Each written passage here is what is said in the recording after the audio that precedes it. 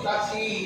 আপনি যদি যুদ্ধ করেন তাহলে আমাদের আনসারদের দেখবেন আপনার প্রোটেকশনে আমরা আপনার ডানে দাঁড়িয়ে আছি, আপনার বামে দাঁড়িয়ে আছি, আপনার সামনে দাঁড়িয়ে আছি, আপনার পেছনে দাঁড়িয়ে আছি। হে আল্লাহর রাসূল, যদি আপনি আমাদেরকে সমুদ্রে ঝাঁপ দিতে বলেন আমরা বিনা প্রশ্নে বিনা বাক্যে সমুদ্রে ঝাঁপ দেব। সুবহানাল্লাহ। আপনি ভয় পাইয়েন না, আমাদের আনসারদেরকে নিয়ে আমরা আপনাকে অভয় বাণী দিলাম। কথাটা শুনে রহমাতুল্লিল আলামিনের চেহারায় নূরের হাসি ফুটে উঠল। সুবহানাল্লাহ। হযরত নেককার বলল, ইয়া রাসূলুল্লাহি, আমরা মুসা নবীর উম্মতের মতো বলবো না, ইযহাব আনতা ওয়া রাব্বুক। মুসা তার বনী ইসরাঈলদের বলছিল যুদ্ধ তো করতে হবে। বনী ইসরাঈলরা বলে আপনি আর আপনার আল্লাহ যারা যুদ্ধ করতে, আমরা যুদ্ধ করব। হে আল্লাহ রাসূল, আমরা তাদের মতো বলবো না, যদি আপনি আগুনে ঝাঁপ দিতে বলেন আমরা আগুনে ঝাঁপ দিব। সুবহানাল্লাহ। আল্লাহ হাবিব সাল্লাল্লাহু আলাইহি ওয়াসাল্লাম সাহস পেয়ে গেলেন। আর যেই সাহাবীরা যুদ্ধ করতে রাজি ছিল না, তাদের সংখ্যা একটা ছিল যে আমরা সংখ্যায় কম, আমাদের সংখ্যা বেশি, আমাদের অস্ত্র কম, আমাদের অস্ত্র বেশি, আমরা যুদ্ধের প্রস্তুতি নিয়ে আসি নাই, ওরা যুদ্ধের প্রস্তুতি নিয়ে আসছে। কিন্তু মনে রাখবে, মুসলমানরা যুদ্ধে বিজয় লাভ করে সংখ্যা দিয়ে নয়। মুসলমানরা সংখ্যা দিয়ে যুদ্ধ বিজয় লাভ করেনি, অস্ত্র দিয়ে করেনি। মুসলমানরা আল্লাহর মদদ আর পরিপূর্ণ ঈমান নিয়ে যুদ্ধে বিজয় লাভ করেছে। সুবহানাল্লাহ। ভয় পাই কেন? এত ভয় কেন? আমরা এটমকে ভয় করি যে আমাদের কাছে এটম নাই, ওদের কাছে আছে। ইয়ার হাজরি, এটা যুদ্ধ বিজয় হওয়ার মানদণ্ড নয়। বদরের যুদ্ধ থেকেই বোঝা যায় 313 আর 1000 আল্লাহ বিজয় দিয়েছে মুসলমান। ওরা তো কিচ্ছু না, আল্লাহ বলছে তোরা একজন, ওরা 10 জন। ওদের কিচ্ছু ছিল না।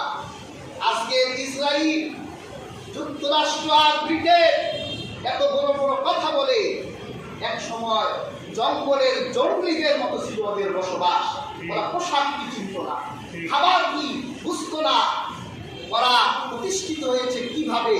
আমার উপমহাদেশে 190 বছরের কলোনি তৈরি করে ওদের উপনিবেশ বানিয়ে আমার উপমহাদেশের সম্পদ দিয়ে ওরা ব্রিটেন তৈরি করেছে। এই জঙ্গি জানোয়ারগুলো, ওদের খাসলাতের পরিবর্তন হয় নাই, জামার পোশাকের পরিবর্তন হয়েছে। আর জানোয়ার জানোয়ারই রয়ে গেছে। যুক্তরাষ্ট্র জানোয়ার জানোয়ারই রয়ে গেছে। ব্রিটেন জানোয়ার জানোয়ারই রয়ে গেছে। ইসরায়েল জানোয়ার জানোয়ারই রয়ে গেছে। পোশাকের পরিবর্তন আসছে। নিজেরা লক্ষ কোটি কোটি মানুষ হত্যা করে দ্বিতীয় বিশ্বযুদ্ধে হিরোশিমা আর নাগাসাকিতে ওরা প্রায় 5 কোটি মানুষকে হত্যা করল। আর সাদ্দাম কয়জন মারছে? ওসামা বিন লাদেন কয়জন মারছে? মোহাম্মদ মুরসি কয়জন মারছে? ইসমাইল হানিয়া কয়জন মারছে? সন্ত্রাস, আরেকজন যে বলে সন্ত্রাস, চোরের মায়ের বড় বলা, সন্ত্রাস নিজে কোটি কোটি মানুষ হত্যা করে বিচার নাই। আর ওসামা বিন লাদেনকে টেররিস্ট বলে ডাকে। ওসামা বিন লাদেনকে সন্ত্রাস বলে, সাদ্দাম হুসেনকে সন্ত্রাস বলে, ইয়াসিন আরাফাতকে সন্ত্রাস বলে, ইসমাইল হানিয়াকে সন্ত্রাস বলে, অথচ ওরা নিজেরাই সন্ত্রাস। আমাদের ঘাড়ে পাড়া দিয়ে নিঃশ্বাস করে ফেলে, ওর প্রতিটি নিঃশ্বাসে আমাদের সম্পদ আছে। কাজেই হাসবে, আমরা সংখ্যা দিয়ে বিজয়ের চিন্তা করব না, অস্ত্র দিয়ে বিজয়ের চিন্তা করব না। মন থেকে যেদিন লেখাটি দূর হবে, খালেস ঈমান থাকবে, সেই দিন দেখবে অল্প কয়েকজন দিয়ে আল্লাহ ফিলিস্তিন বিজয় করিয়ে দিয়েছে। সুবহানাল্লাহ। হাজিরিন, আল্লাহ হাবিব রাসূলুল্লাহ সাল্লাল্লাহু আলাইহি ওয়াসাল্লাম সাহাবীদেরকে নিয়ে বদরে গেলেন। বদর হলো একটা কুয়ার নাম। আরবের এক যুবকের নাম ছিল বদর। চেহারাটা ছিল চাঁদের মতো সুন্দর, আর চাঁদকে আরবি ভাষায় বলে বদর। এই লোকটা একটা কুয়া বানানো, কুয়ার নামটা হয়ে গেল বদর। এখানে মেলা হতো। আবু জাহেল আল্লাহ রাসূলের আসার আগেই বদরে তার 1000 সৈন্য নিয়ে চলে এসেছে।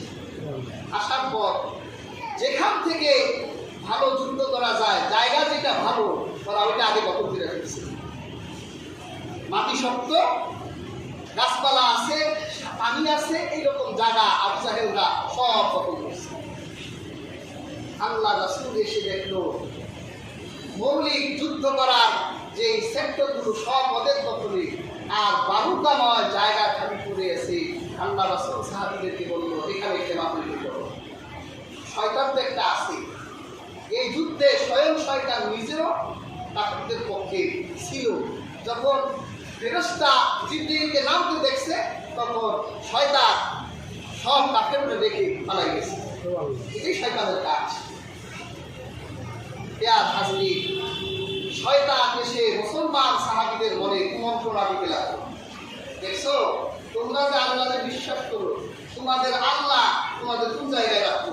দেখো, বালুময় জায়গা, পা স্থির থাকে না, এরকম একটা জায়গায় দিল পানি নাই, তোমার আল্লাহ তোমাদের পানি না হয় না। সাহাবীদের মনে যখন এইরকম আশঙ্কা দেখা দিল, আমার আল্লাহ সুবহানাল্লাহ, তিনি দিনকে রাত করতে পারে, রাতকে দিন করতে পারে। আল্লাহ পাক রাতের বেলা বৃষ্টি দিলে, কোরআনে এসেছে ওয়ায়ুনাজ্জিলু আলাইকুম মিনাস সামাই মা। আল্লাহ যখন আকাশের বৃষ্টি নাজিল করলেন, কাফেরদের শক্ত মাটি হয়ে গেল পিছল, আর মুসলমানদের বালি মাটি হয়ে গেল শক্ত। সুবহানাল্লাহ। আল্লাহ কতটা দেখছে। সাহাবারা ধৈর্য ধরলো, রাসূলুল্লাহ বলল, দোয়া করতে থাকো, আল্লাহর মদদ আসবে। কি মদদ আসলো? এখন কাফেররা দেখে ওদের পা এখন পিছলায়, আর সাহাবীদের পা এখন মুক্ত হয়ে গেছে। ওরা রাতে বৃষ্টির পানি জমা করে, পানির অভাব আছে, আল্লাহ পানির ব্যবস্থা করে দিলেন এবং সাহায্য আল্লাহ শুরু করে দিলেন। রাহমাতুল লিল আলামিন সেই দিন ফজরের নামাজের পর দোয়াও তো লাগে, দাওয়াও লাগে, দোয়াও লাগে। রাসূলুল্লাহর মন হয় না, আল্লাহ হাবিব মুহাম্মদ রাসূলুল্লাহ একটা গোপন খেমার ভিতর গিয়ে আল্লাহ দরবারে দুটি হাত তুলে ফেলিয়া হযরত আবু বকর চিন্তা করলেন, আল্লাহর হাবিব এতক্ষণ কোথায়? খেমার ভিতরে গিয়ে দেখেন আল্লাহ রাসূলের পিঠে যেই চাদরটা ছিল, চাদরটা মাটিতে পড়ে গেছে। আল্লাহ রাসূল হাত উঠিয়েছেন, আল্লাহ রাসূলের হাত বুকের উপর উঠে গেছে, চোখের পানি ছেড়ে রাসূলুল্লাহ বলছেন, আল্লাহ নতুন ইমানদার সাহাবীদেরকে নিয়ে বদরে এসেছি। আজকে যদি এই বদরের প্রান্তরে এই সাহাবীদেরকে নিয়ে আমরা শহীদ হয়ে যাই, তোমাকে কে আল্লাহ বলে ডাকবে? কে তোমার ইবাদত করবে মাওলা? হযরত আবু বকর আল্লাহ হাবিবের চোখের পানি দেখে আর হাত আল্লাহ রাসূলের বুকের উপর উঠে গেছে, চাদর পড়ে গেছে। হযরত আবু বকর পেছন দিক থেকে রাহমাতুল লিল আলামিনকে জড়াই ধরলে কান্না করে বলছেন, ইয়া রাসূলুল্লাহ, হাসবুক হাসবুক, আর দোয়া করবেন না, আমার মনে হয় এই দোয়া যথেষ্ট হয়ে গেছে। সুবহানাল্লাহ। আল্লাহ পাক খোঁজ খবর দিলেন, কাফের তো 1000। সূরা আনফালে আল্লাহ সাহায্য দিলেন, বিআলফিন মিনাল মালাইকা। ওই 1000 কাফেরের বিরুদ্ধে আমি আল্লাহ 1000 ফেরেশতা পাঠাবো। সুবহানাল্লাহ। সাহাবীদের মনোবল শক্ত হয়ে গেল।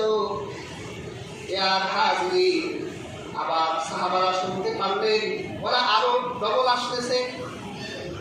আল্লাহ পাক সূরা আল ইমরানে আবার সংবাদ দিলেন, বিসালাসাতি আলাফিন মিনাল মালাইকা। তাহলে 3000 ফেরেশতা আমি আল্লাহ নিজাম রাখবো। সুবহানাল্লাহ। বলা শুরু হলো আরো কাফির আসবে। আল্লাহ বললেন বিখামসি আলাফিন মিনাল মালাইকা, তাহলে আরো 5000 রিজার্ভ রাখবো। সুবহানাল্লাহ। ইয়ার হাজরিন, যুদ্ধের সময় ঘনায় আসলো। কাফেরদের সবচেয়ে বড় বীরদের একজন হলো আসওয়াদ। এই আসওয়াদ এসে বদরের এক প্রান্তে দাঁড়ায় গেল আর ডাকতে লাগলো, ও মুহাম্মদ, তোমার শিবিরে যদি কোনো বড় বীর থাকে তাহলে তারে পাঠাও, আমি আমার তরবারি দিয়ে তার কল্লাটা নামাই দেই। আল্লাহ রাসূল বলে তার চাচা আমির হামজাকে বললো, যান, তেল বেশি, তেলটা একটু মজাই দেয়। ইয়ার হাজরি হযরত আমির হামজা গিয়ে আসওয়াদকে বলল, আসওয়াদ, আগে তুমি আঘাত দিবা না আমি দিব। আসওয়াদ বলে, আমি তত কাপুরুষ না, আমি আগে আঘাত আমাকে করুক, আমি ডিফেন্স করে আঘাত করবো। তখন আমির হামজা বলল, তাহলে জাহান্নামের কুত্তা, যা জাহান্নামে চলে যা।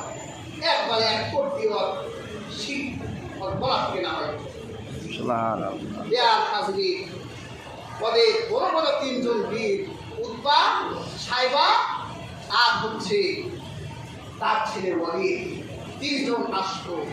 আসার পর বলল, আমাদের তিনজনের বিরুদ্ধে মোহাম্মদ তোমার বড় তিনজন বীর পাঠাও। তিনজন আনসার এলে ওরা বলল, আমরা তো তোমাদেরকে চিনি না, আমরা